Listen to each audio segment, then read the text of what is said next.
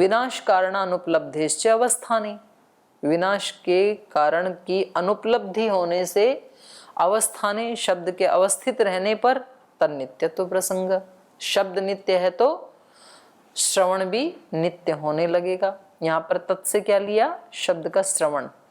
अवस्थाने माने शब्द के अवस्थित होने से, शब्द के नित्य होने से। विनाश कारणानुपलब्धिश्च, विनाश के कारण की अनुपलब्धि होने से। कौन सा विनाश का कारण, श्रवण के विनाश का कारण। क्योंकि इन्होंने यही पूछा था ना भाई, आपके मत में जब आप शब्द को नित्य मानते हैं तो श्रवण का विनाश कैसे हो जाता है, वो तो सतत सुनना चाहिए ना। तो अब कह रहे हैं विनाश कारणानुपलब्धिश्च, श्रवण के विनाश के कारण की अनुपलब्धि होने से। अवस्थाने, शब्दस्य अवस्थाने, शब्द के अवस्थित रहने से तन्नित्यत्व प्रसंग है, फिर वो उसका श्रवण भी नित्य होने लगेगा। तो आपका दोष तो बराबर बना ही हुआ है, आपने कोई परिहार किया नहीं यहाँ पे। यदि यस्य विनाश कारणम नोपलभ्यते तद अवतिष्ठते, यदि आप ऐसा मानते हैं, आपने ही कहा था कि जिसके विनाश का कारण उपलब्ध नहीं होता है तो वो अवतिष्ठ रहता है, इसीलिए शब्द नित्य है, यही आपने हेतु दिया था। तो कहा अवस्थानाच्च तस्य नित्यत्वम प्रसज्यते, और वो अवस्थित रहता है तो इस कारण से उसका नित्यत्व ज्ञात होता है। एवं यानि खलु इमानि शब्द श्रवणानि शब्द अभिव्यक्तय इति मतम न तेषां विनाश कारणम भवतोपपाद्यते। तो कह रहे हैं यानि खलु इमानि शब्द श्रवणानि, जितने भी ये शब्द सुने जाते हैं, शब्द श्रवण है, या शब्दाभिव्यक्तय, शब्दों की जो अभिव्यक्तियां हैं, जितने भी शब्द हो रहे हैं संसार में, चाहे वो ट्रेन चलने से, प्लेन चलने से, मोटर गाड़ी चलने से, पक्षी के बोलने से, हवा के चलने से, मनुष्यों के बोलने से, गाय के बोलने से, कितनी सारी ध्वनियां एक साथ उत्पन्न हो रही हैं ना। तो उन सब की जो अभिव्यक्तियां हैं वो आपके मत में न तेषां विनाश कारणम भवतोपपाद्यते, आपके द्वारा उनके विनाश का कारण अभी नहीं बताया गया, उपपन्न नहीं कराया गया। और अनुपपादनात् अवस्थानम, जब उनके विनाश का कोई कारण आपने उपलब्ध नहीं करवाया तो उनका अवस्थान हो गया। और अवस्थानात् तेषां नित्यत्वम प्रसज्यते इति, और उनके अवस्थान से उनका नित्यत्व ज्ञापित होता है, और नित्यत्व ज्ञापित होने से उनका सतत श्रवण ज्ञापित होता है। तो ये दोष है आपके यहाँ।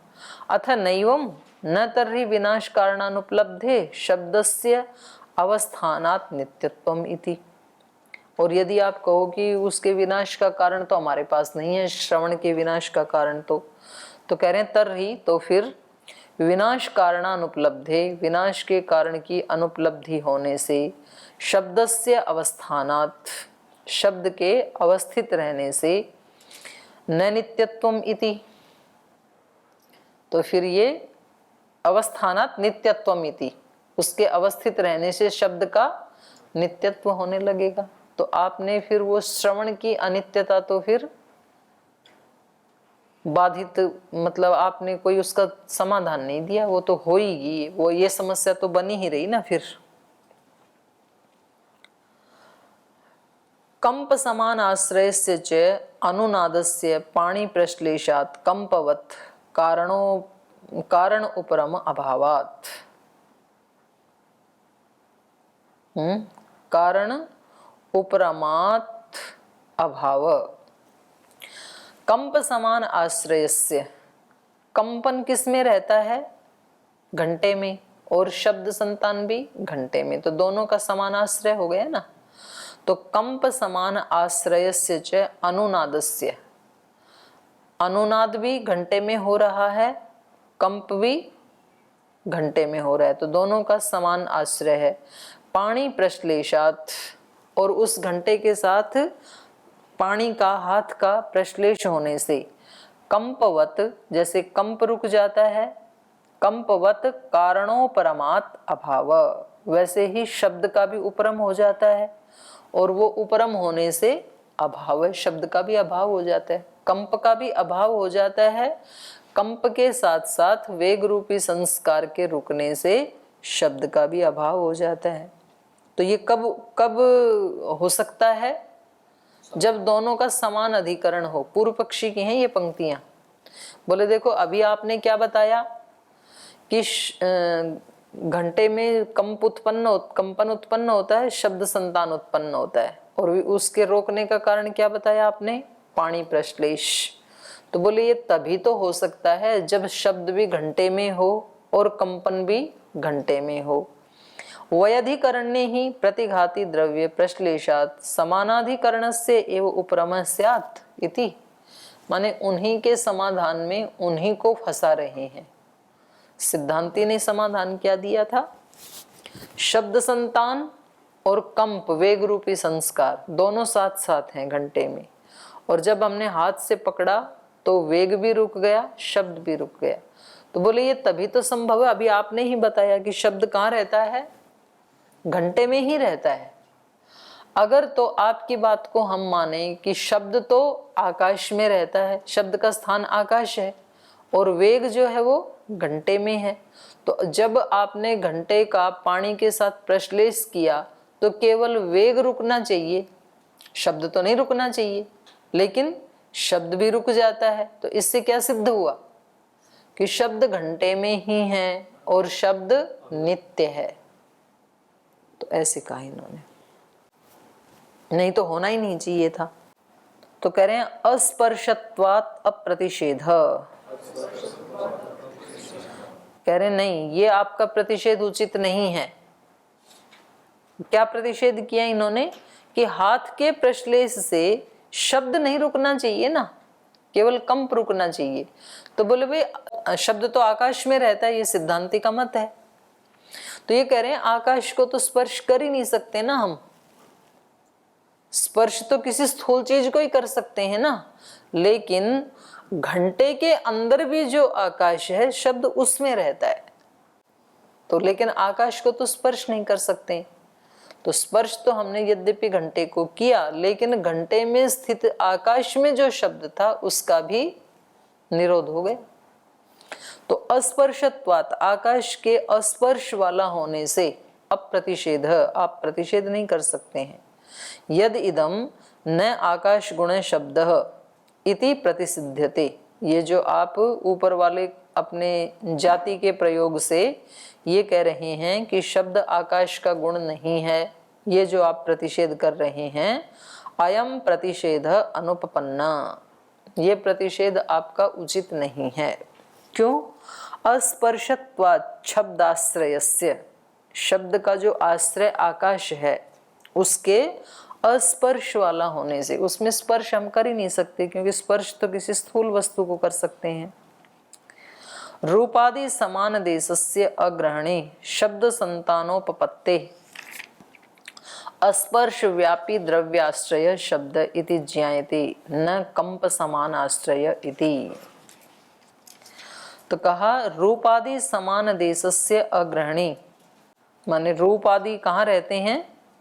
द्रव्य में रहते हैं, घंटा आदि पदार्थ में स्थित होते हैं, और घंटे आदि पदार्थ में स्थित होते हैं। तो कह रहे हैं कि शब्द भी वहीं रहता है। फिर रूपादि समान देशस्य अग्रहणे, लेकिन शब्द का ग्रहण उसमें नहीं हो सकता है।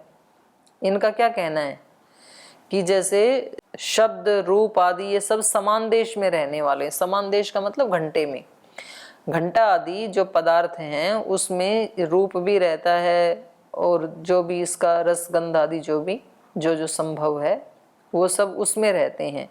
तो रूप आदि का तो संतान नहीं होता है, तो शब्द का भी संतान नहीं होना चाहिए, क्योंकि समान देश में जो रहते हैं ना वो तो समान ही गुण वाले होते हैं। तो जैसे घंटे में रूप रहता है तो रूप की कोई संतान थोड़ी बनती है कि वो रूप निकल के वहां तक चला जाए।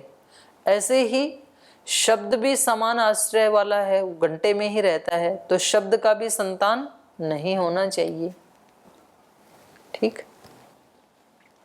रूपादि समान देशस्य अग्रहणे, रूपादि के समान देश में रहने वाला जो शब्द है उसके रूप है, रूप आदि का अग्रहणी शब्द संतान उपपत्ते, शब्द संतान उपपत्ते अस्पर्श व्यापी द्रव्याश्रय शब्द इति ज्ञायते न कंप समान आश्रय इति।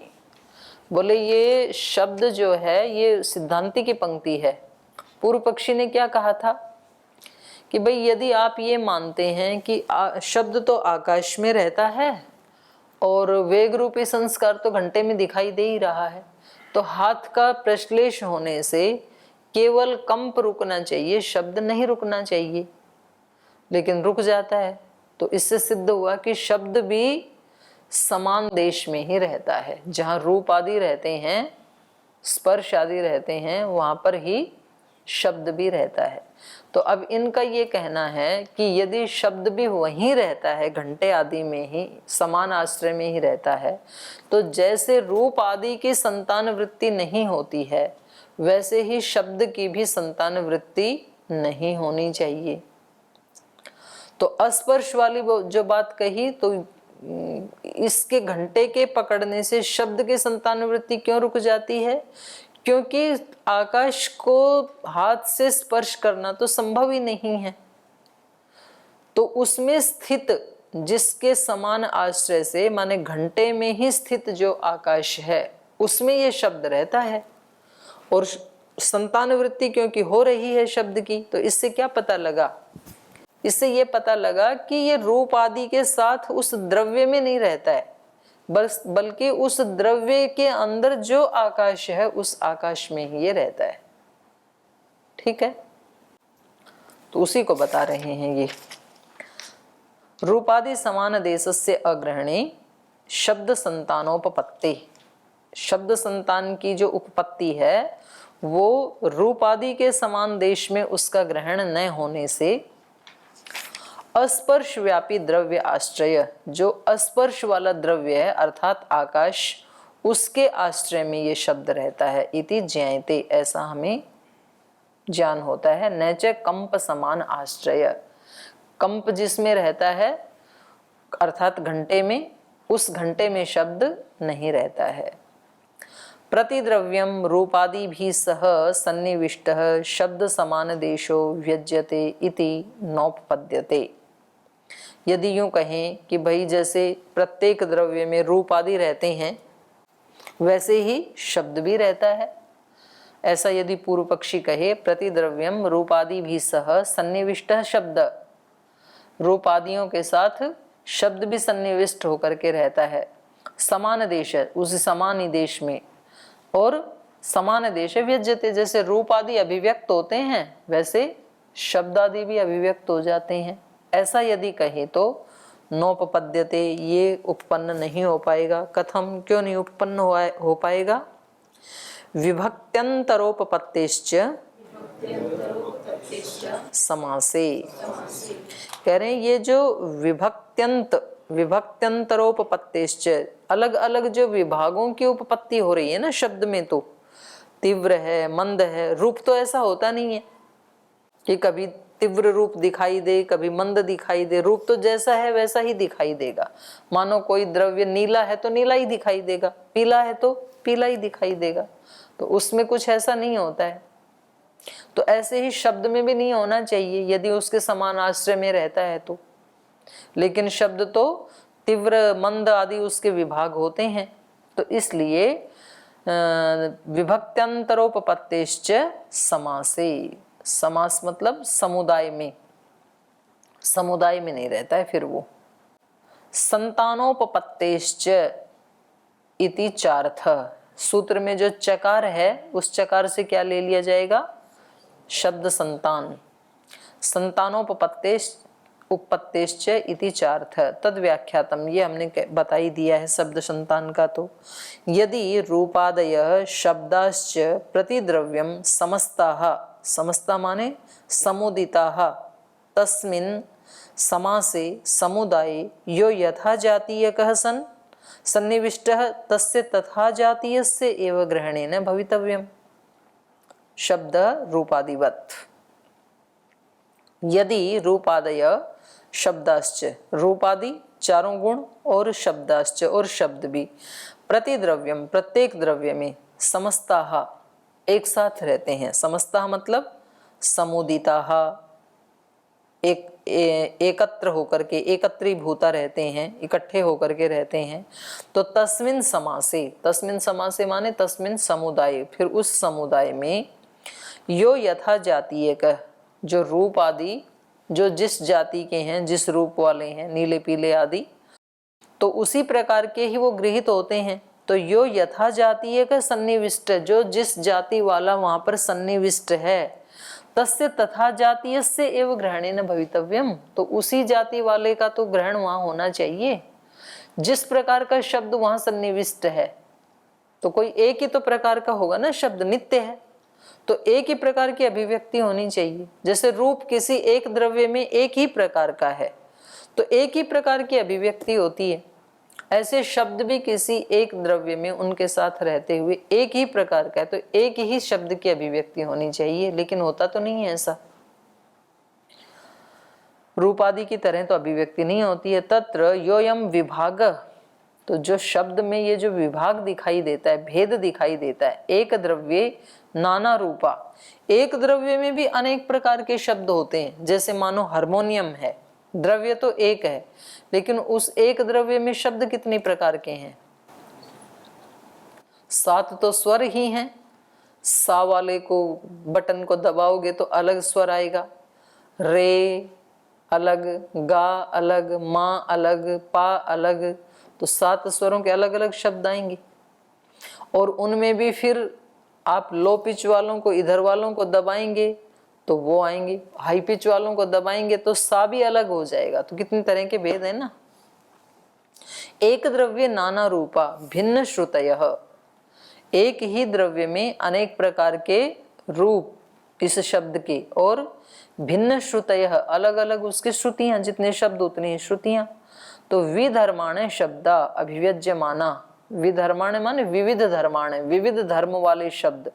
और उन शब्दों में भी फिर यदि आप उदात्त अनुदात्त स्वरित ये भेद यदि कर देंगे या प्लुत ह्रस्व आदि का भेद कर देंगे तो और ज्यादा उसके भेद हो जाते हैं फिर। तो कह रहे हैं ये शब्द कैसे हैं वहां पर, विधर्माणे विविध धर्म वाले, विधर्माणे शब्दा अभिव्यज्यमाना श्रूयन्ते, अभिव्यक्त होते हुए सुने जाते हैं। यच्च विभागांतरम स्वरूपा समान श्रुतयः सधर्माणे शब्दः, और कह रहे हैं जो विभागांतर स्वरूपा, विभाग से जो स्वरूप हैं, एक समान रूप वाले हैं, उनमें भी समान श्रुतयः सधर्माणे शब्दा, समान श्रुति और समान धर्म वाले जो शब्द हैं उनमें भी तीव्र मंद धर्मतया भिन्ना श्रूयन्ते, उनमें भी तीव्र मंद धर्म की दृष्टि से वो भी भिन्न भिन्न सुने जाते हैं। तद उभयम नोपपद्यते, तो ये बातें दोनों उपपन्न नहीं हो सकती हैं कि एक ही द्रव्य में रहने वाले रूप आदि तो एक ही प्रकार के अभिव्यक्त हों और शब्द आदि अनेक विभाग वाले, अनेक धर्म वाले अभिव्यक्त हों, ऐसा नहीं हो सकता है। नाना भूतानाम उपपद्यमानानाम अयम धर्मो नैकस्य व्यज्यमानस्य इति, तो कह रहे हैं नाना भूतानाम उपपद्यमानानाम, उत्पन्न होने वाले नाना भूतों में अयम धर्मो नैकस्य, ये एक का धर्म नहीं हो सकता है। नैकस्य व्यज्यमानस्य इति माने ये एक ही पदार्थ का अभिव्यक्ति करने का ये धर्म नहीं हो सकता है। नाना भूतानाम, अनेक प्रकार के जो भूत हैं, भूत मतलब पदार्थ हैं, उनमें उत्पद्यमानानाम, जो उत्पन्न होने वाले हैं, उत्पत्ति धर्म वाले हैं, उनमें अयम धर्म, ये धर्म, शब्द का धर्म, न एकस्य, ये एक ही उस द्रव्य का धर्म नहीं हो सकता है। क्योंकि एक द्रव्य में तो एक ही प्रकार का धर्म होता है, रूप एक ही प्रकार का होता है और उसका स्पर्श एक ही प्रकार का होता है। एक ही द्रव्य एक ही समय में कठोर द्रव्य वाला भी हो और कोमल द्रव्य वाला, स्पर्श वाला भी हो, ऐसा तो नहीं होता है।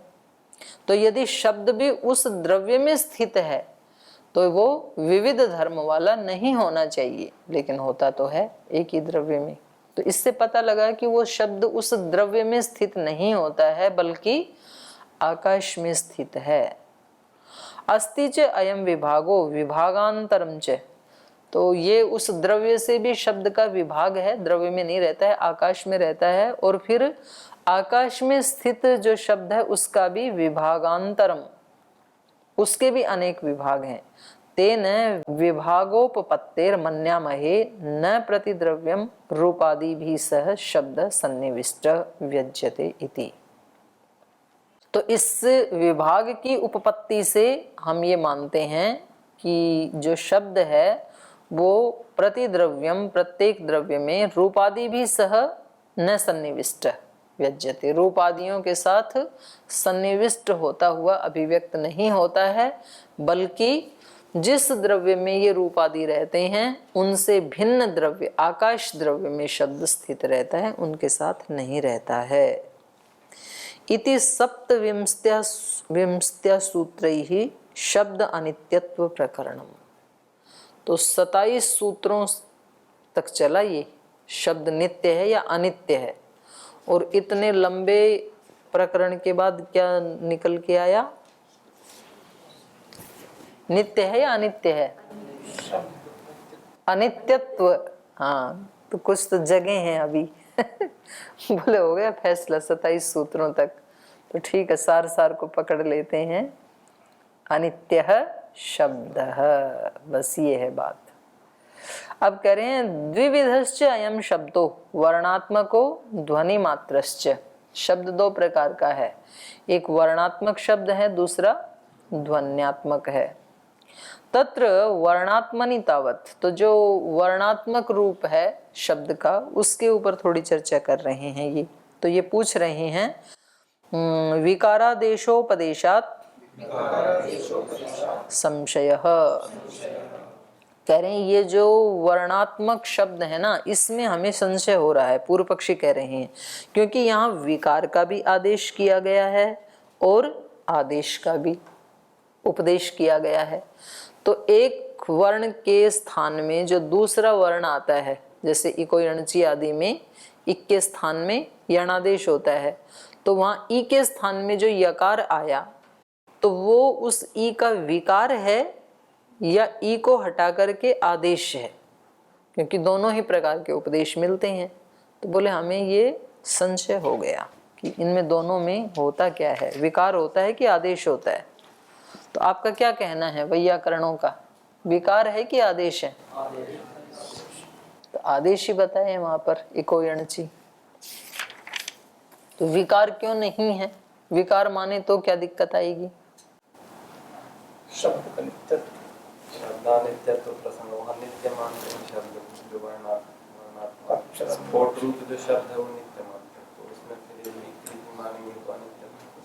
हाँ, उसमें अनित्यत्व होने लगेगा ना। अनित्यत्व क्यों होने लगेगा और थोड़ा समझाओ। क्योंकि विनाश और उत्पत्ति जहाँ भी होगी वहाँ एक अंश, वो तो हमें सिद्ध ही करना है, हमें तो अनित्यत्व ही सिद्ध करना है यहाँ पर ना। ये यहाँ पर वर्णात्मक की बात हो रही है। जो विकार भी होता है वो तो अनित्य ही होता है, क्योंकि परिणाम को प्राप्त होता है ना। ये जहां विकार होता है ना वहां प्रकृति अन्वित रहती है। जैसे मिट्टी से घड़ा बनाया आपने, तो मिट्टी का विकार है घड़ा, लेकिन जहां जहां विकार होगा ना उसमें प्रकृति अन्वित रहती है। जैसे तंतु का विकार है पट, तो तंतु उसमें अन्वित रहता है। तो यदि यहाँ पर इकार का विकार माने यकार को, तो ई वहां अन्वित होना चाहिए, लेकिन होता तो नहीं है, तो इसलिए उसको विकार नहीं मानेंगे, आदेश मानेंगे। तो चलिए यहाँ पे चलते हैं, ये कैसे समझाते हैं।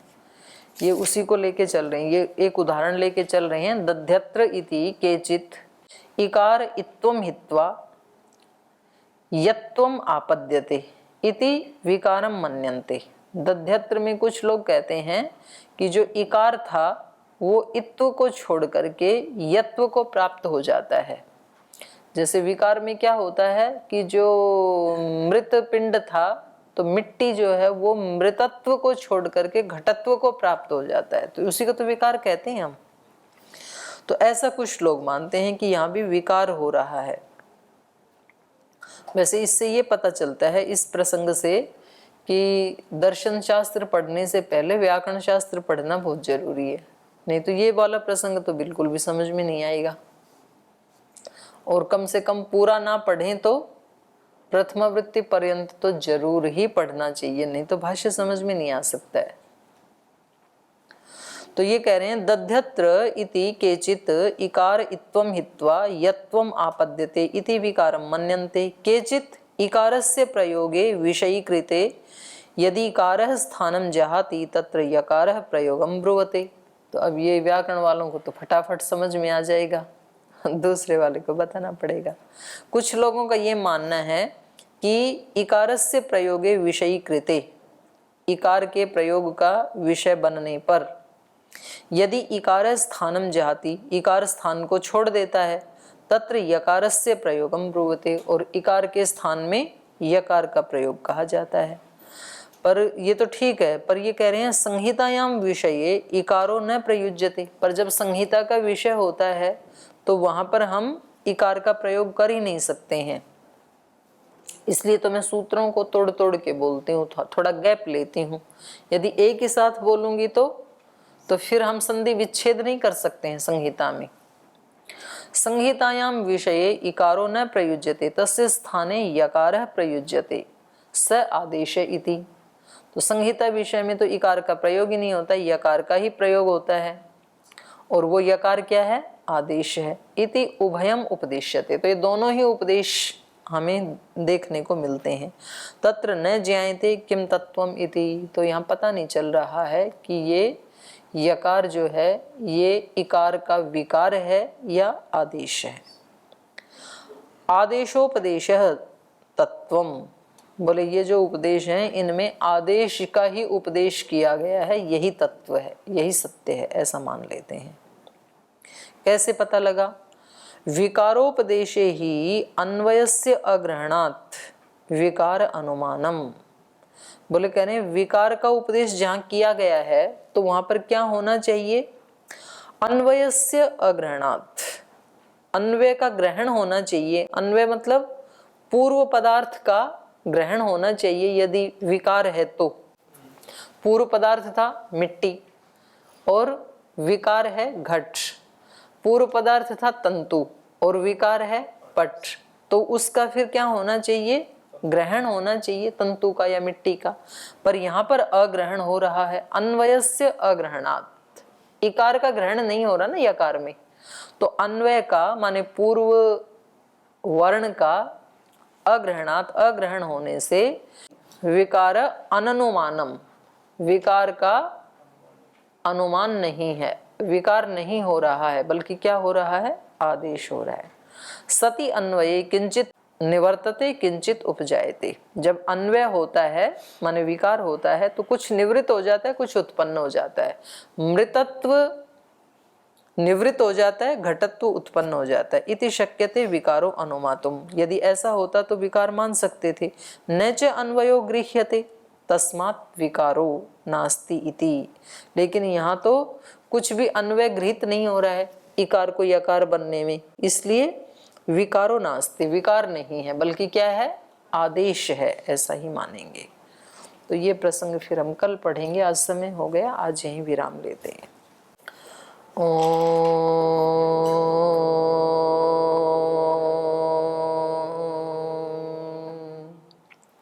शांति शांति शांति। श्री गुरुभ्यो नमः।